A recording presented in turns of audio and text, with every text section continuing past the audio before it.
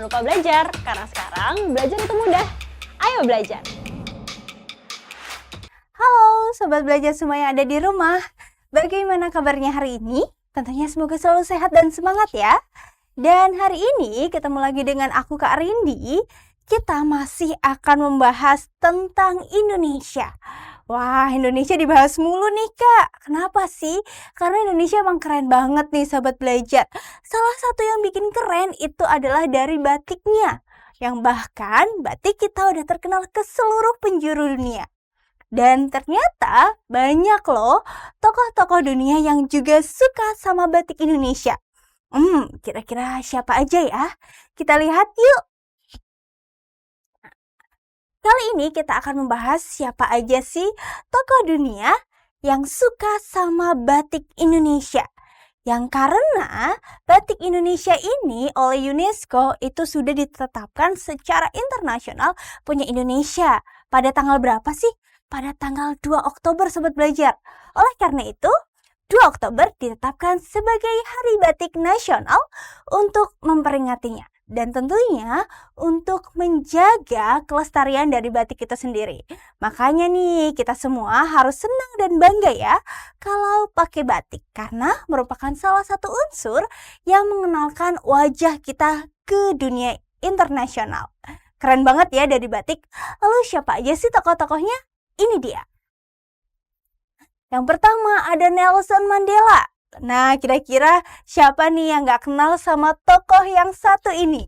Yang merupakan salah satu presiden dari Afrika Selatan yang menjabat pada tahun 90-an. Nah, ternyata nih Sobat Belajar, Nelson Mandela ini juga seneng banget loh untuk pakai batik Indonesia nih. Salah satunya batik yang ia kenakan adalah batik berwarna kuning cerah ini. Keren banget ya. Lalu tokohnya siapa lagi nih yang suka pakai batik? Nah, ada yang kedua, Barack Obama. Saat dia berkunjung ke Indonesia, saat masa kepemimpinan Presiden SBY, dia juga datang menggunakan batik nih. Nah, salah satu batiknya adalah dengan yang berwarna hijau ini. Nah, batik ini, Sobat Belajar, ternyata nggak cuma dipakai oleh berbagai macam kepala negara dari South Africa dan juga dari Amerika. Tetapi juga ada kepala negara dari Zimbabwe, yang juga dia juga suka pakai batik nih. Nah, keren banget ya. Terus juga yang gak kalah menarik nih, istri dari Pangeran Charles yaitu adalah Kate Middleton. Yaitu dia yang mana terkenal ya dengan fashionnya yang sangat fashionable dan senang sekali menggunakan barang-barang yang keren dan luar biasa. Di antaranya adalah dia suka pakai batik yang senada seperti ini yang berwarna biru dengan putih. Nah, sebagai berbagai macam tokoh dunia, dengan digunakannya batik ini artinya mereka mengakui nih keindahan dan juga hasil olahan dari tangan-tangan hasil anak Ibu Pertiwi bahwa emang nyatanya keren-keren banget. Nah, selain Kate Middleton ada juga nih si Bill Gates. Nah, siapa sih yang nggak tahu sama Bill Gates? Dia merupakan salah satu orang terkaya ya di dunia. Bill Gates ini saat memberikan paparannya waktu tempo beberapa tahun yang lalu ke Indonesia, dia juga pakai batik dari Indonesia nih, yang merupakan salah satu oleh-oleh yang khas dari salah satu orang yang memberikan kepada Bill Gates. Nah, menurut Bill Gates, dia nyaman menggunakan batik ini dan suka sekali karena coraknya tidak biasa. Kemudian juga ada si artis yang sangat terkenal, yaitu Paris Hilton hingga ke Jessica Alba. Wah, ternyata artis-artis, tokoh dunia, hingga para presiden ini suka pakai batik. Artinya, batik telah menjadi wajah dari Indonesia dan merupakan salah satu budaya yang mendunia. Wah, keren banget ya. Kalau batik aja bisa jadi representatif, lalu siapa lagi sih yang bisa menggambarkan mengenai wajah-wajah Indonesia? Nah, kita simak ya setelah ini. Dan jangan kemana-mana, karena sekarang belajar itu mudah. Ayo. Jangan lupa belajar, karena sekarang belajar itu mudah. Ayo belajar! Oke, baiklah Sobat Belajar semua yang ada di rumah. Kenapa sih kita tadi membahas batik yang merupakan salah satu contoh representatif Indonesia di mata dunia? Karena hari ini kita akan membahas mengenai identitas nasional, yang mana di dalamnya artinya kita akan membahas karakteristik apa aja sih yang menjadikan kita punya identitas sebagai bangsa Indonesia. Dan juga kita akan membahas tentang berbagai macam bentuknya serta dengan fungsinya. Sudah siap? Kita akan membahasnya. Ini dia. Pertama, yang dimaksud dengan identitas nasional dalam buku Damri dan Fauzi Eka Putra tahun 2020 itu apa sih? Dia merupakan sebuah ciri yang dimiliki oleh sebuah bangsa yang secara filosofi membedakan bangsa tersebut dengan bangsa lainnya. Artinya di sini identitas dimaksudkan untuk membedakan antara bangsa yang A dengan bangsa yang B. Nah, Indonesia sendiri dengan berbagai macam budayanya, dengan berbagai macam baju adatnya, dengan benderanya, dengan lambang Garudanya, dengan Pancasilanya, ini juga menjadi salah satu bentuk wajah ataupun identitas nasional dari bangsa kita. Nah, kemudian Sobat Belajar, ada apa lagi mengenai si identitas nasional ini? Kira-kira apa ya? Kita cek ya. Ini dia. Kemudian, di sini berikutnya aku mengambil lagi nih dari buku Rosmawati dan Hasan Al-Mulkan yang terbaru tahun 2020. Ini mengenai berbagai macam bentuk dari identitas nasional. Yang pertama ada bahasa nasional. Hayo, siapa sih yang nggak tahu bahasa nasionalnya Indonesia? Bahasa nasionalnya Indonesia adalah bahasa Indonesia tentunya. Nah, aku tulis bahasa Indonesia. Nah, lanjut yang kedua, mengenai bendera negara. Nah, setelah ini bendera negara ya. Bendera negara itu ada apa ya di Indonesia ya? Tentunya adalah bendera merah putih. Bener banget dong. Merah putih. Nah, kemudian yang ketiga, yaitu mengenai lagu kebangsaan. Nah, kalau lagu kebangsaan pasti kalian tahu dong karena dinyanyikan hampir setiap hari Senin kalau kalian melakukan upacara bendera. Ataupun sekali-kali saat kalian mengikuti event ataupun ada perayaan hari 17 Agustus pasti dinyanyikan. Yaitu lagu kebangsaan Indonesia Raya.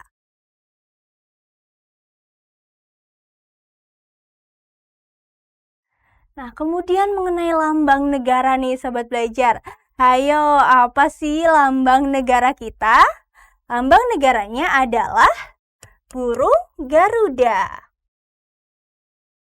Yang biasa kita lihat ya, yang ada di kelas tuh di pojok paling tengah, maksud saya adalah di tengah bagian depan, ini ada biasanya disertakan lambang negara.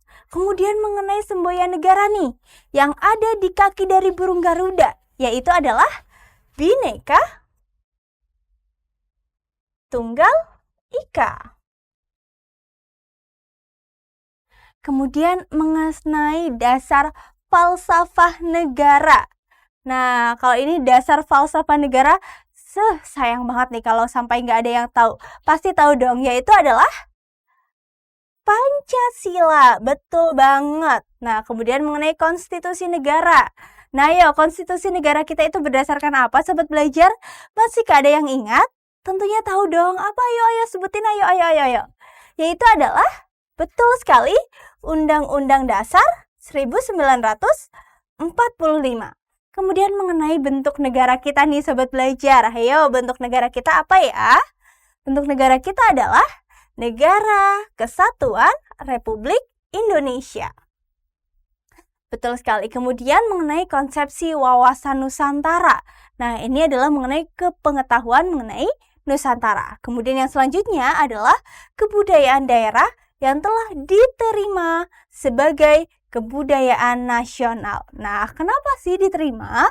Karena budaya-budaya dari daerah ini merupakan bagian atau badan-badan penyusun nih dari kekayaan bangsa, sehingga perlu dan harus diakui sebagai kekayaan kebudayaan nasional. Nah, gitu ya Sobat Belajar. Inilah dia beberapa bentuk mengenai identitas nasional dari bangsa Indonesia. Nah, kira-kira dari bentuk-bentuk ini akan diapakan ya? Kita bahas yuk, kita ulas satu persatu. Sudah siap? Ini dia. Yang pertama, kita akan membahas mengenai bendera kita, yaitu Sang Saka Merah Putih. Nah, Sang Saka Merah Putih ini, Sobat Belajar, dia pertama kali dikibarkan secara resmi kapan sih? Tentunya saat hari kemerdekaan ya Sobat Belajar, yaitu pada tanggal 17 Agustus 1945. Namun sebelumnya Sang Saka Merah Putih ini juga telah diakui nih saat Sumpah Pemuda di tahun 1928. Sudah diakui sebagai apa? Tentunya sebagai bendera nasional Indonesia. Dan peraturan-peraturan yang mengatur tentang bendera kita ini ada banyak loh. Salah satunya nih yang diatur oleh negara secara langsung, ini diatur dalam Undang-Undang Nomor 24 Tahun 2009 dari pasal 4 hingga ke pasal 24. Jadi kurang lebih ada 20 pasal yang mengatur mengenai bendera negara Sang Merah Putih. Nah, jadi banyak sekali ya. Bendera merah putih ini juga memiliki makna loh, yang artinya keberanian di atas kesucian. Nah, oleh karena itu patut bangga ya jadi bangsa Indonesia yang memiliki bendera yang luar biasa. Dan bendera pertama ini sampai sekarang masih disimpan nih, Sang Saka Merah Putih yang pertama kali. Ada di mana sih? Ada di Monas Sobat Belajar. Nah, dia disimpan untuk dijaga keasliannya. Begitu Sobat Belajar. Oke, kita udah bahas mengenai si Sang Saka Merah Putih. Selanjutnya ada siapa? Selanjutnya ada ini dia. Mengenai bahasa. Nah, seperti yang kita tahu ya Sobat Belajar, ada ragam bahasa yang ada di Indonesia. Karena Indonesia sendiri terdiri dari 656 suku. Artinya, yang tiap-tiap suku apabila memiliki bahasa berbeda, artinya Indonesia punya ratusan bahasa ya. Nah, bagaimana ceritanya kalau kita nggak punya si bahasa penyatu nih Sobat Belajar, yaitu bahasa Indonesia. Nah, gimana kalau ada orang dari Jakarta datang ke Jawa? Nah, mereka nih sama-sama nggak bisa bahasa Indonesia nih Sobat Belajar. Apakah akan terjadi komunikasi? Nah, mungkin sulit ya, atau mereka akan menggunakan bahasa-bahasa isyarat.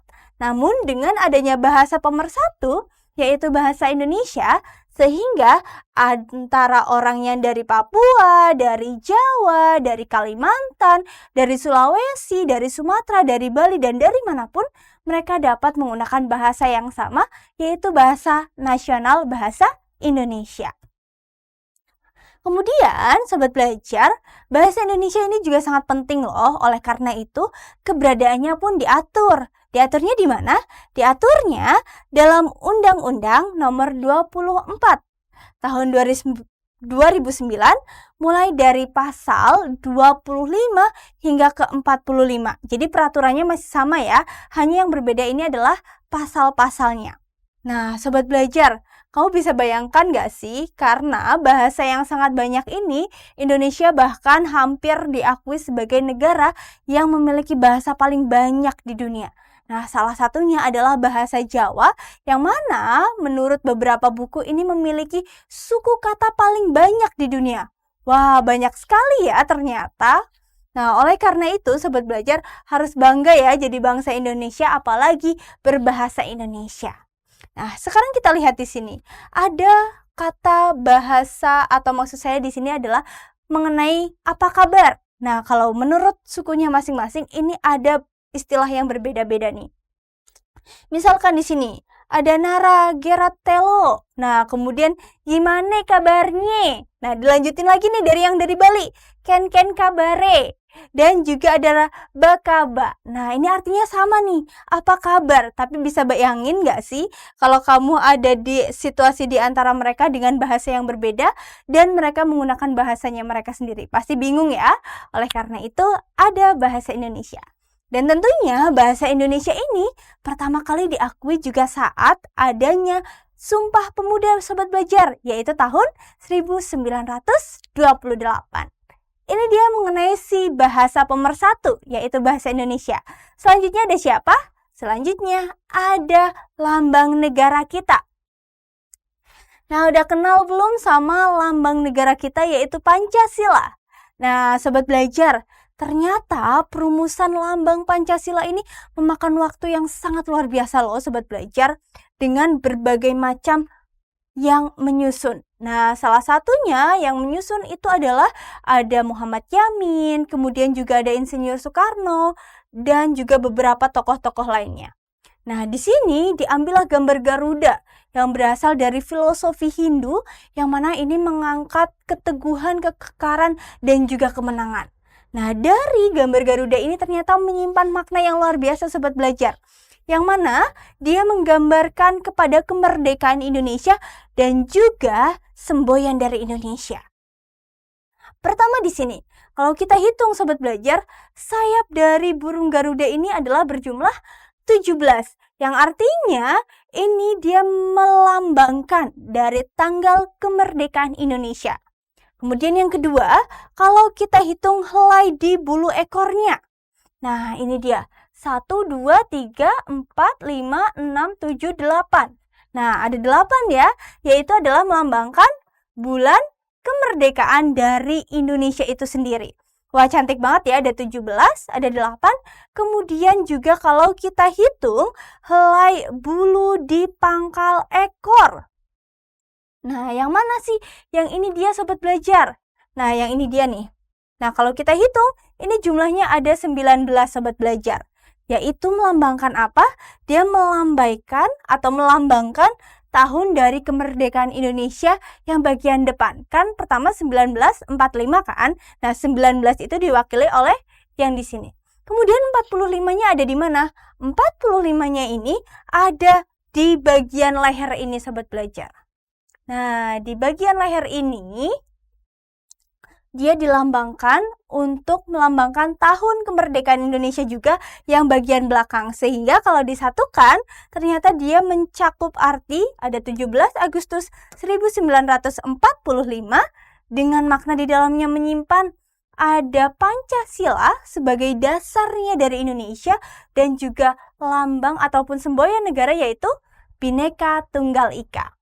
Wah, ternyata para tokoh pendiri dari Indonesia telah mempersiapkan semuanya ya sobat belajar, mulai dari lambangnya dan juga arti-artinya. Baik, yang selanjutnya yang akan kita bahas adalah mengenai ini dia, dasar falsafah dari negara kita yaitu adalah Pancasila. Nah, sobat belajar, seperti yang kita tahu namanya juga Panca ya, berarti ada 5. Meliputi adalah 5 sila, yang mana ini juga tercantum dalam lambang negara kita yaitu burung Garuda. Nah, kalau kita lihat nih di sini sobat belajar, arti-artinya dari yang lambang ada di sini nih. Kita tarik ke sini. Nah, 5 sila itu meliputi apa aja sih? Yang pertama nih, ada tanda bintang yang kalau di sini letaknya di tengah. Ini melambangkan ketuhanan yang Maha Esa. Yang mana adanya Pancasila ini adalah melambangkan bagaimana sih dasar perilaku masyarakat dari Indonesia. Yang pertama harus berketuhanan yang Maha Esa. Artinya adalah harus menganut sebuah agama atau memiliki Tuhan yang hanya satu atau tunggal. Kemudian yang kedua, pasal 1 ini meliputi butir-butir lainnya dari pasal 2 sampai ke pasal 5. Yang kedua adalah kemanusiaan yang adil dan beradab. Artinya kita memiliki jiwa kemanusiaan yang memiliki dan memberikan sama-sama keadilan dan peradaban yang harus dapat didapatkan oleh seluruh masyarakat Indonesia. Adanya kebebasan, HAM, dan lain sebagainya, ini mutlak diberikan ke seluruhnya kepada hak dan masyarakat dari Indonesia itu sendiri. Kemudian yang ketiga, kepada lambang yang lambangnya ini seperti pohon beringin. Ini kalau kita lihat di lambang negara kita ada di bagian kanan atas, di bagian dada. Mengartikan apa? Mengartikan persatuan dari Indonesia. Makanya harus bersatu ya. Jangan bercerai-berai deh karena nggak enak. Nah, kemudian yang selanjutnya ada gambar kepala banteng nih, yang meliputi sila keempat. Ada apa sih di sila keempat? Adalah kerakyatan yang dipimpin oleh hikmat kebijaksanaan dalam permusyawaratan ataupun perwakilan. Nah, kemudian ada yang terakhir nih yang digambarkan dari gambar padi dan kapas. Yang menunjukkan apa sih? Menunjukkan adanya keadilan sosial bagi seluruh rakyat Indonesia. Nah, jadi kita nggak boleh melakukan diskriminasi ataupun membeda-bedakan ya. Karena seluruh dari Sabang sampai Merauke itu sama dan harus diberikan keadilan yang sama pula. Nah, begitulah mengenai dasar filsafah dari negara kita, yaitu Pancasila. Nah, selanjutnya, identitas kita ada apa lagi sih? Ini dia yang selanjutnya, yaitu mengenai lagu kebangsaan Indonesia Raya.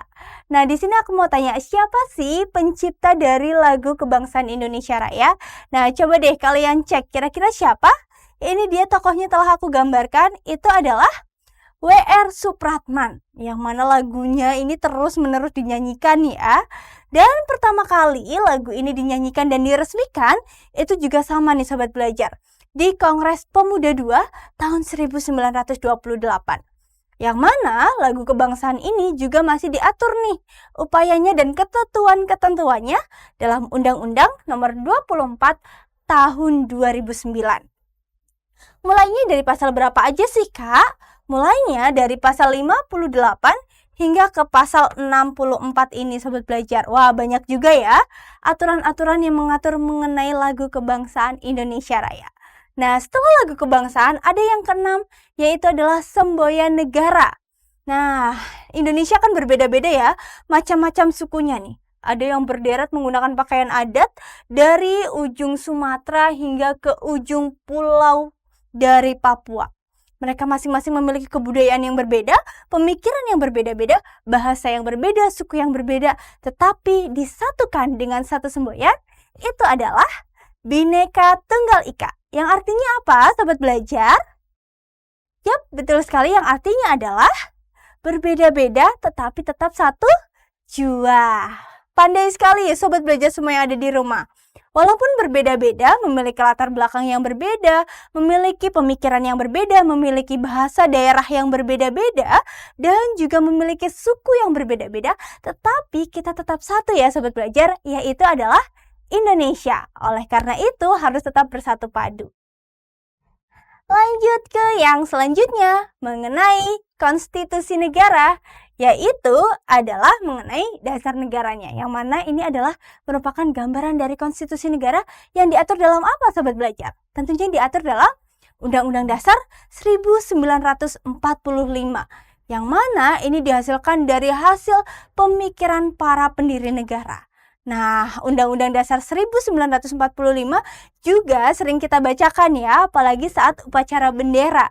Nah, di sini siapa hayo yang kangen dengan kegiatan upacara bendera di sekolah? Semoga segera terlaksana ya. Nah, kemudian yang selanjutnya yaitu mengenai bentuk negara. Nah, kalau bentuk negara Indonesia apa sih? Negara Kesatuan Republik Indonesia. Karena kita merupakan satu nih. Dari ujung Merauke hingga ke Sabang, ini kita merupakan satu kesatuan. Oleh karena itu, Negara Kesatuan Republik Indonesia disebutnya. Nah, inilah bentuk negara kita ya Sobat Belajar. Yang selanjutnya, mengenai konsepsi wawasan Nusantara. Nah, kalau konsepsi wawasan Nusantara ini diatur dalam GBHN 1998. GBHN itu apa sih Sobat Belajar? GBHN itu adalah Garis Besar Haluan Negara, yang mengartikan bahwa wawasan Nusantara ini adalah bagaimana sih cara pandang dan juga sikap dari bangsa Indonesia itu sendiri mengenai lingkungannya, diri sendirinya, dan juga bagaimana dalam pelaksanaan kehidupannya sehari-hari. Itu seperti apa? Itulah mengenai wawasan Nusantara, mengenai keindonesiaan. Yang mana kalau dulu-dulu nih Sobat Belajar semua yang ada di rumah, mengenai wawasan Nusantara itu ada mata pelajarannya nih. Kalau ayah bunda kita sekolah dulu, biasanya ini ada mata pelajaran yang disebut dengan kewiraan atau mengenai wawasan Nusantara ini. Nah, gitu Sobat Belajar. Kalau kita sekarang belajarnya di PPKN ya Sobat Belajar. Dan selanjutnya adalah yang ke-10 dari bentuk negara Indonesia. Ini adalah kebudayaan daerah yang telah diterima sebagai kebudayaan nasional. Nah, banyak banget ya Sobat Belajar kebudayaan kita yang mendunia yang juga merepresentasikan wajah kita ke mata internasional. Seperti ini ada gamelan, kemudian juga ada reog, ada juga berbagai macam tontonan-tontonan lainnya, dan juga seperti yang tadi dijelaskan ya, ada batik, baju-baju adat yang mereka gunakan, dan banyak lagi kesenian dari wilayah atau dari lokal yang menjadi kesenian nasional dan diakui oleh dunia internasional. Kemudian juga ada beberapa unsur nih dari identitas nasional. Yang pertama adalah identitas fundamental, yang artinya ini merupakan identitas pokok dari bangsa kita, yaitu adalah mengenai lambang negara kita dan juga dasar negara kita, yaitu ada burung Garuda dan juga Pancasila. Kemudian yang selanjutnya, unsur yang kedua adalah unsur identitas instrumental. Meliputi apa sih? Meliputi konstitusi kita, yaitu Undang-Undang Dasar 1945, bendera kita, yaitu adalah bendera merah putih, dan juga bahasa kita, bahasa Indonesia, serta lagu kebangsaan kita, yaitu lagu Indonesia Raya. Dan yang ketiga, ini adalah identitas alamiah, yang timbul secara alami dari kebiasaan masyarakatnya. Yang pertama seperti ada agama, seperti yang kita tahu ya, agamanya berbeda-beda. Kemudian juga ada karena bentuk negara kita yang kepulauan sehingga terpisah-pisah dan kita memiliki banyak budaya serta seperti baju adat dan juga keragamannya. Wah, ternyata segala yang ada di Indonesia ini menyusun bagaimana sih wajah ataupun representatif identitas nasional Indonesia. Kenapa sih Indonesia dan memiliki identitas itu penting? Karena yang pertama, dapat menunjukkan keberadaan dan eksistensi bangsa kita. Yang kedua, menjadi penciri yang mudah dikenali untuk membedakan pergaulan antara Indonesia dengan bangsa lainnya. Yang ketiga, melindungi jati diri bangsa. Jadi kita kelihatan nih, oh itu Indonesia tuh, gitu. Kemudian yang keempat, menjaga eksistensi negara dan juga hubungan internasional. Nah, kemudian ada juga tujuan dan fungsinya dari identitas nasional.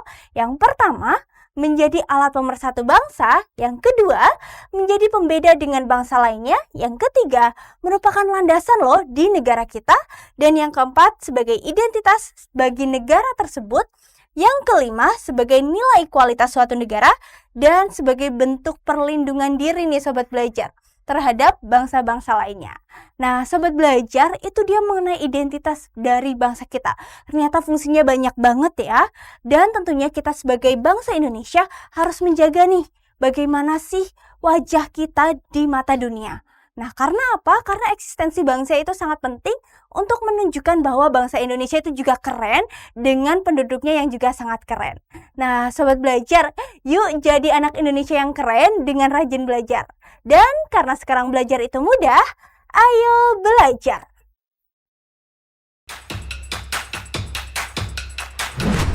Jangan lupa belajar, karena sekarang belajar itu mudah.